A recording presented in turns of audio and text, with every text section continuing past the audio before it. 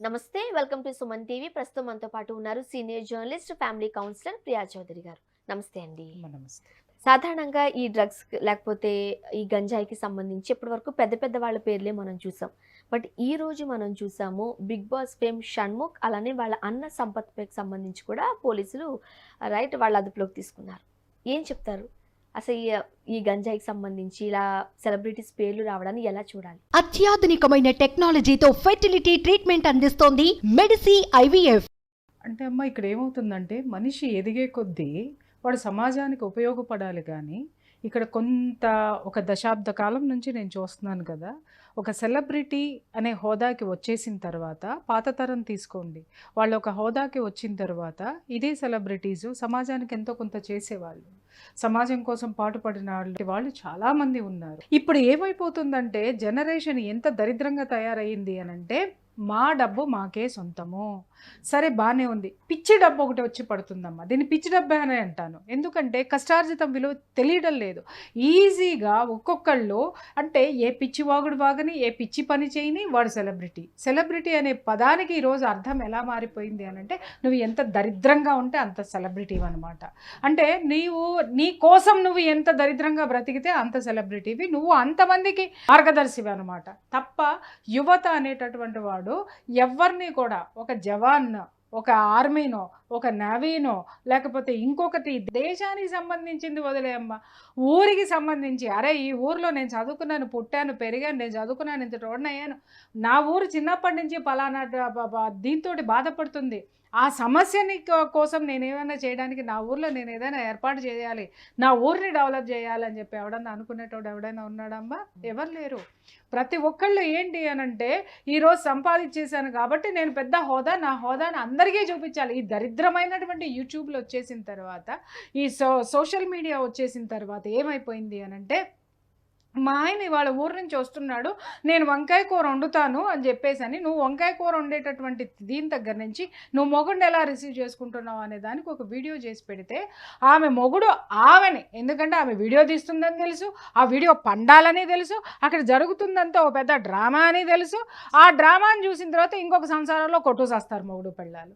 అంటే ఈ విధంగా ప్రతిదీ కూడా ఫాల్స్ యాటిట్యూడ్స్, తర్వాత ఫాల్స్ వీడియోస్, ఇవన్నీ కూడా మనుషుల మీద ప్రభావితం చూపించి పిచ్చి డబ్బు అనేది జనాలకు వచ్చేస్తుంది. లక్షల్లో సంపాదన అంటారు, నాకు తెలియదు, సంపాదించండి, నేనేమీ కాదనట్లేదు, మీరు సంపాదించుకోండి, మీరు నిలబడండి, మీ బిడ్డలకు పెళ్ళిళ్ళు చేయండి, లేదా మీరు స్థిరంగా ఉండండి. కానీ దాన్ని ఏం చేస్తారో ఒక స్థితికి వెళ్ళిన తర్వాత ఆనందం అంటే ఎలా ఉంది అని అంటే పబ్బులు, క్లబ్బులు, చెప్పాను కదా, అసాంఘిక కార్యక్రమాలు, సమాజానికి విరుద్ధమైనటువంటి పనుల్లో మునిగి తేలితే వాడు గొప్పవాడు అనేటటువంటి ఫీలింగ్లోకి వాళ్ళ జనం వచ్చారు అని జాలిపడాలి. ఈ మధ్యకాలంలో మనం ఎక్కువగా చూస్తున్న విషయము, వాళ్ళకి ఒక చిన్న ఫేమ్ వచ్చిన తర్వాత, అది ఏ ప్లాట్ఫామ్ అన్నా కావచ్చు, ఒక చిన్న ఫేమ్ వచ్చిన తర్వాత మీకు అవకాశం ఇప్పిస్తాము అంటూ ముఖ్యంగా ఆడపిల్లలకు వల వేసి వాళ్ళను లోబరుచుకున్న సంఘటనలు కూడా మనం వింటూ ఉన్నాం. ఇప్పుడు షణ్ముఖ్ అన్న సంపత్ అదే పని చేశారంటూ కూడా మౌనిక అన్న అమ్మాయి ఇప్పుడు పోలీస్ స్టేషన్లో కేసు నమోదు చేయడం చూసాం. ఈ వరవడి ఎట్లా అర్థం చేసుకోవాలి? ఇప్పుడు లేదమ్మా, అది కాస్టింగ్ కౌచ్ అనేది దశాబ్దాల కాలం నుంచి ఉంది, ఒక శతాబ్దం నుంచి ఉంది అనుకో, సినిమా ఇండస్ట్రీ పుట్టినప్పటి నుంచి ఉంది, ఇప్పుడేమి లేదు. అది ఇప్పుడే ఈరోజే వచ్చింది ఇంకొకటి అనేది లేదు. ఇంకొక విషయం ఏంటి అనంటే నువ్వు అవకాశం కోసం ఇంకొకళ్ళ తలుపు తట్టావు అంటే వాడు ఖచ్చితంగా వాడి అవకాశం ఏదో వాడి అవకాశం తీసుకుంటాడు. నీ యొక్క అవసరాన్ని అతను అవకాశంగా మలుచుకునేటటువంటివి ఉంటాయని ఈ ఆడపిల్లలకి తెలియవా?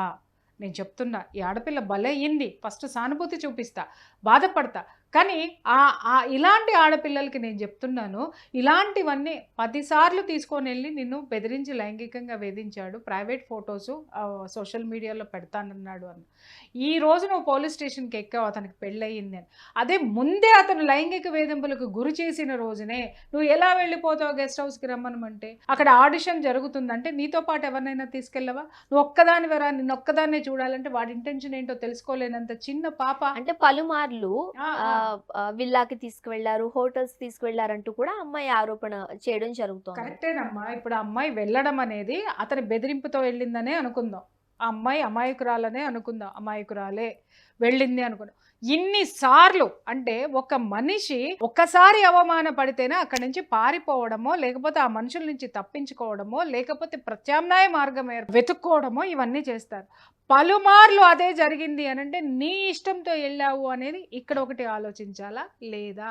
ఈ దౌర్భాగ్యమైనటువంటి పరిస్థితి ఆడపిల్లల్ని లొంగ తీసుకొని వాళ్ళ యొక్క బలహీనతలతోటి ఆడుకునేటటువంటి ఈ మృగాలు ఈ విధంగా ఉన్నటువంటి ఈ సమాజాన్ని మనం ఏమని చూడాలి? ఈ ఆడపిల్లలకు మనం ఏ విధంగా చెప్పాలి? ఎన్నోసార్లు ఎన్నో ఎపిసోడ్లు గొంతు చించుకొని మాట్లాడా. ఆడపిల్లలు జాగ్రత్తగా ఉండండి, మీరు ఎవ్వరూ తోడు లేకుండా మీరు వెళ్ళకండి. ఇంకొకటి, ఇండస్ట్రీ అన్న తర్వాత వాడు ఒకసారి చేస్తే తప్పేంటి, 2 సార్లు చేస్తే తప్పేంటి, 10 సార్లు చేసినా అదే తప్పు. కాబట్టి వాడు భ్రమలకి ఈమె లొంగిపోవడము. ఇంకొకటి ఇక్కడ ఏంటంటే నేను చెప్తున్నాను ఏంటంటే, ఇన్నిసార్లు జరిగినా కూడా అత్తగాడు ఈ అమ్మాయిని పెళ్లి చేసుకుంటానని మాట ఇచ్చాడా లేదా అనేది క్లారిటీ లేదు. ఒక జస్ట్ రింగ్ తొడిగి మనకి పెళ్ళైపోయినట్టే అని చెప్పారు. మగపిల్లలందరూ ఆడపిల్లల్ని నమ్మించడానికి ఏం చేస్తారంటే ఒక రింగ్ ఒకటి దొరికేసేసేసి అయిపోయింది మమ అనిపించేసి ఆ పిచ్చమొహాల్లాగా వాళ్ళని తిప్పుకుంటూ ఉంటారు వీళ్ళ చుట్టూ. ఈ పిచ్చమొహాలు ఏంటి, ఇంకేముంది, ఇంత పెద్ద సెలబ్రిటీకి నేను భార్యను కాబోతున్నాను కదా అని ఊహల్లో ఉండి వాడు కూడా అదే ఊహల్లో తిప్పుతాడు. విల్లాస్ అంది, తర్వాత ఇంకేదో హోటల్స్ అంది.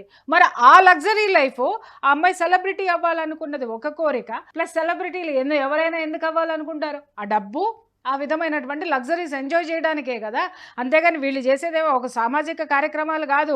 అక్కడేదో ఒక ఉద్యమాలు చేసేసి ఒక ఇది చేసేసి దాంట్లో నుంచి సమాజాన్ని బాగు చేసే ఉద్దేశాలు ఇక్కడ ఎవరికీ లేవు. వీళ్ళందరూ సెలబ్రిటీలు అయిపోవాలి, సెలబ్రిటీల ద్వారా వచ్చేటటువంటి ఆ యొక్క ఫెసిలిటీస్ ఏవైతే ఉన్నాయో వాటిలన్నింటినీ ఎంజాయ్ చేయాలి, అనుభవించాలి అనేటటువంటి దీంతోటే వస్తున్నారు. వాళ్ళు అదే చూపిస్తున్నారు. స్టార్ హోటల్స్కి తీసుకెళ్ళాడు, విల్లాస్కి తీసుకెళ్ళాడు. ఇంకొకటైనా ఆ అమ్మాయి ఆ లగ్జరీ లైఫ్ కావాలని కోరుకుంది కాబట్టి ఆ అమ్మాయికి అదే చూపించి అదే మోసంలో ఆ అమ్మాయిని భ్రమలో పెట్టేశాడు. వాడికి కావాల్సింది వాడు ఎంజాయ్ చేశాడు. మౌనికది కూడా తప్పుంది అంటారా మీరు? 100% ఉందమ్మా. ఇప్పుడు నీకు రింగ్ ఎట్లా దొరికాడు? 10 మందిలో దొరికాడా? లేదు, ఒక రూమ్లో దొడుకుంటుంటాడు. నువ్వు బలవంతం చేస్తేనో, లేకపోతే నువ్వు లొంగవనుకుంటేనో, లేకపోతే ఇంకేదన్నా అనుకుంటేనో వాడు అరే నువ్వేరా, ఇదిగోరా నీకోసం వాడుకున్న డబ్బులో వాడుకున్న దీంట్లో ఒక రింగు ఖరీదు మహా అయితే 10,000 లేదా 15,000 లేదా 20,000. ఒక 25,000తోటి ఒక అమ్మాయి ఎంజాయ్మెంట్ చేయడానికి వచ్చేసింది కదా, వాడికి కొత్త పిల్ల వచ్చింది కదా.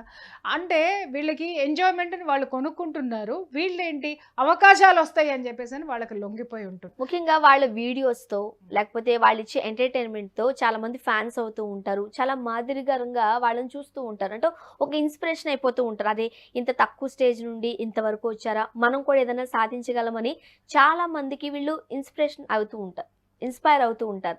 అలాంటి వాళ్ళు ఈరోజు తమ్ముడు గంజాయితో పట్టుబడ్డాడు, అన్న దగ్గర ఉన్నట్టుగా మనం చూస్తూ ఉన్నాం. ఇలాంటి కేసుల్లోకి వీళ్ళు వెళ్ళేసరికి ఎలా చూడాలి? Other side of the coin అదే నేను చెప్తున్నాను. ఇందాక నేను చెప్పింది అది. యూట్యూబ్స్లో ఈరోజు అందరూ కూడా చాలా గొప్పగా మాట్లాడేస్తూ ఉంటారు, గొప్పగా చేస్తూ ఉంటారు. నేను చాలా యూట్యూబ్స్ చూశాను కదా. ఆ యూట్యూబ్లో ప్రమోషన్స్ పేరుతో ఒకళ్ళ భార్యను ఒకటి తీసుకొని వెళ్ళిపోవడము, ఒకళ్ళ మొగుళ్ళను ఒకళ్ళు తీసుకొని వెళ్ళిపోవడము. అవతల ఉన్నవాడు దరిద్రుడైనా సరే, యువతలో ఉన్న భర్త ఉన్నతమైన హోదాలో ఉన్నా సరే కూడా ఈ పిచ్చి అంటే జనాలకు కనపడాలి, ఫేమస్ అయిపోవాలనేటటువంటి పిచ్చితోటి అవతల వాడి ఆకర్షణలో పడిపోయి సంసారాలని, బిడ్డల్ని అందరినీ నాశనం చేసేసుకుని వెళ్ళిపోయిన వాళ్ళు కోకొల్లల మంది దీంట్లో ఉన్నారు. అలాగే ఆడపిల్లలు, ఈ మగపిల్లల దీంట్లో పడిపోయి ప్రాణాలు పోగొట్టుకున్న వాళ్ళు ఎంతమంది లేరమ్మా? ఆడపిల్లలు ఎంతమంది లేరు? అలాగే అవకాశం ఇంకొకటి ఇస్తాడు అన్నాడు. అరే ఈ రోజు నీ చేతిలో సెల్ ఫోన్ ఉంటే నువ్వే ఒక సెలబ్రిటీ అవ్వచ్చు, నువ్వే ఒక థీమ్, నువ్వే చూసుకుంటే నిన్నే జనాలందరూ పిలుస్తారు. ఇవాళ మనం చూస్తున్నాం, ఏ చెత్త తొక్కు పచ్చళ్ళు చేసినా, లేకపోతే ఏ దరిద్రాలు చేసినా, లేకపోతే ఏ గుడ్డలు కుట్టుకోవడం చేసినా పెద్ద పనులన్నిటికీ ఎవడు చూడడు. సమాజంలో బాగుపడండి అని చెప్తే ఎవడు చూడడు. ఆరోగ్యంగా ఉండండి అంటే ఒక్క వ్యూవర్షిప్ ఉండదు. కానీ ఏముంటుందంటే ఇవాళ నేను మా ఇంట్లో చింతకాయ తొక్కు చేస్తున్నాను మీరు చూడండి అనగానే వ్యూవర్షిప్ చింతకాయ తొక్కేళ్ళకి తెలవదా? ఈ వ్యూవర్షిప్ విపరీతంగా పెరిగిపోతుంది. ఎందుకు పెరిగిపోతుంది అని అంటే దాంట్లోనే వీళ్ళు చూసేసుకుంటూ ఉంటారనమాట. అదైపోయిందా పక్కన పెట్టేస్తే ఇవాళ నేను లో దుస్తులు ఎలా వేసుకోవాలి, ఎలాంటి బ్రాండ్ వేసుకోవాలని కొంతమంది ఆడవాళ్ళు చేస్తుంటే నిజంగా చెప్తున్నానమ్మా, చాలా బాధగా ఉంది. వ్యాపారాత్మకంగా ప్రమోషన్స్ పేరు మీద మీరు చెయ్యకండి దయచేసి. ఎందుకు అనంటే డబ్బు వస్తుంది, డబ్బు మనకు అవసరమే. నాకు కూడా చాలా డబ్బు అవసరం, నేను బ్రతకడానికి చాలా డబ్బు అవసరము. నేను ఇంత పేరు ప్రఖ్యాతలో నేను ఏ లోదుస్తులు అమ్మి రాలేదు, నేను ఏ వంటకాలు చేసి రాలేదు. అంటే వంటలు చేయటం తప్పనట్లేదు, కానీ ఆ లోదుస్తులు అమ్మడము, వాటి బ్రాండింగ్స్ గురించి అమ్మడము, ప్యాడ్స్ గురించి చెప్పడము, దాని నాలెడ్జ్ వేరుంటుందమ్మా. దాని నాలెడ్జ్ ఎవరు చెప్పాలో వాళ్ళు చెప్తారు, డాక్టర్స్ చెప్తారు, లేకపోతే దానికి సంబంధించినటువంటి గైనకాలజిస్టులు చెప్తారు, లేదా దానికి సంబంధించినటువంటి ఒక సెక్టర్ ఆఫ్ పీపుల్ ఉంటారు, వాళ్ళు చెప్తారు. కానీ మీరు డాక్టర్సా వాటి గురించి మాట్లాడడానికి? మీకు ఏం అర్హత ఉందని వాటిల్ని సేల్ చేస్తున్నారు? వాటిల్లో అసలు ఏముందో మీకేం తెలుసు? వాడు చెప్పింది మీరు చెప్తున్నారు. అవి ఎంత దరిద్రంగా ఉంటున్నాయో మీకు తెలుసా? ఎంతమంది మోసపోతున్నారో మీకు తెలుసా? అంటే మనం బ్రతికేయాలి, మనం బ్రతికేస్తే చాలు. ఎలాంటి వాళ్ళు ఏదైనా సరే ఇది ఏమైనా అయిపోనాయి అని చెప్పి కొంతమంది, నేను అందరినీ అనట్లేదు తల్లి, కొంతమంది అయితే చక్కగా ఇంట్లోనే కూరగాయలు ఎలా పెంచుకోవాలి అనేటటువంటి దాని మీద ఎడ్యుకేషన్ ఇస్తున్నారు. కొంతమంది ఇంట్లోనే ఉన్న వస్తువులతోటే మీరు ఎలా బయటికి వెళ్ళకుండా ఎలా సద్వినియోగం చేసుకోవాలని చెప్తున్నారు, పొదుపు ఎలా చేసుకోవచ్చు అని చెప్తున్నారు. ఇక్కడ ఏం జరుగుతుంది? ఈ విచ్చలవిడితనం ఎక్కడి నుంచి వచ్చింది? ఈ సోకాళ్ళు పెద్ద మనుషులు ఇద్దరు కూడా ఎక్కడి నుంచి ఇంత డబ్బు వచ్చింది? ఇంట్లో గంజాయి పట్టుబడింది, డ్రగ్స్ పట్టుబడినాయి, ఇంట్లో పేరెంట్స్ ఏం చేస్తున్నారు చెప్పండి? పేరెంట్స్ ఏం చేస్తున్నారు? వీళ్ళు కొన్న లగ్జరీ కారుల్లో తిరుగుతున్నారు, వీళ్ళు ఉన్నటువంటి జీవితాన్ని ఎంజాయ్ చేస్తున్నారు, కానీ బిడ్డలు ఏ పక్కదారి పడుతున్నారు అనేటటువంటిది మనం అబ్జర్వ్ చేయలేకపోవడం అనేది మన చేతగానితనం.